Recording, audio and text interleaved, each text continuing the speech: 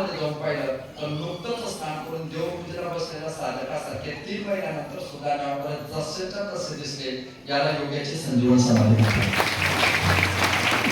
ज्ञानोबाच्या समाधीला 100 वर्ष झाले, ज्ञानोबाच्या समाधीला 200 वर्ष झाले, ज्ञानोबाच्या समाधीला 250 वर्ष झाले. याच मराठवाड्याचं प्रवेशद्वार तिकडे संभाजीनगर जिल्हा, त्या संभाजीनगर जिल्ह्यामध्ये गोदावरीच्या नदीच्या तटावर भारताचा पुढे महाविष्णूचा अवतार एकनाथ महाराजांना ज्ञानोबाच्या समाधीच्या 250 वर्षानंतर स्वप्न पडलं.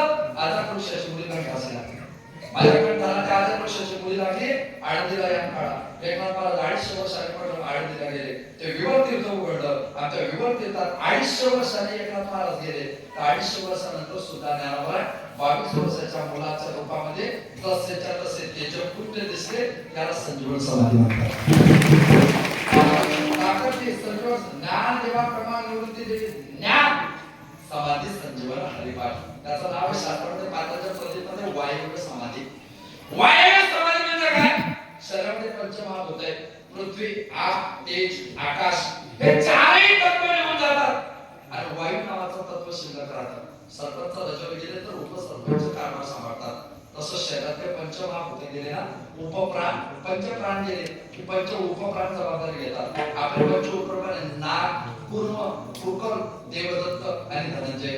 जसं 4 प्राण चार भूत निघून जातात आणि फक्त वायू शिल्लक राहतं, तसं उपप्राणामध्ये नाग, कुकर, देवदत्त, कूर्म हे 4 निघून जातात आणि धनंजय शिल्लक राहतो. माणूस मेला ना, तुम्ही आपण जर मेलो ना 2, 4, 6, 8, 10 तासानंतर प्रेत फुगायला लागतं.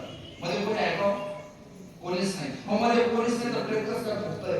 ते फुगवण्याचं काम करतो ना, त्याला म्हणतात धनंजय. स्मशानात प्रेत पेटवलं की आवाज होतो. आपले लोक काय म्हणतात? कवटी फुटली. कवटी फुटण्याचा प्रश्नच नाही. कवटी कशाला फुटली? कवटी फुटेल कसं काय? आता एखाद्या कॅरियरमध्ये हवा भरली तर ती फोडलीचा आवाज होईल, कारण तिची हवामध्ये दाबल्या गेली. पण त्याच कॅरियरला जर शिरली असते तर हवा येईल का? राहणार नाही. मग या कवटीमध्ये हवा कसं काय शिरत राहील? 2 डोळ्याचे, 2 कानाचे, 2 नागपुराचे, 1 तोंडाचे एवढे शिरले आणि कसं काय हवा राहील तिच्यात?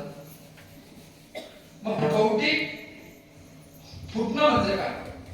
कवटी फुटणं म्हणजे काय?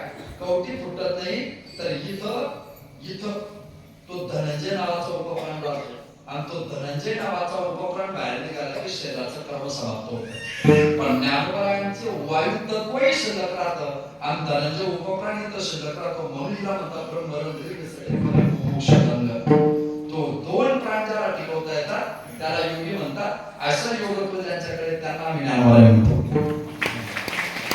ताकद योग्यवान आणि असे सगळे योगी त्या देवाचं अस्तित्व मान्य करतात. ऐसे सर्वशास्त्र बोलले हे शास्त्र त्या देवाची जागृती देतात. पण मग नाही लोक 10:30 वाजून गेले.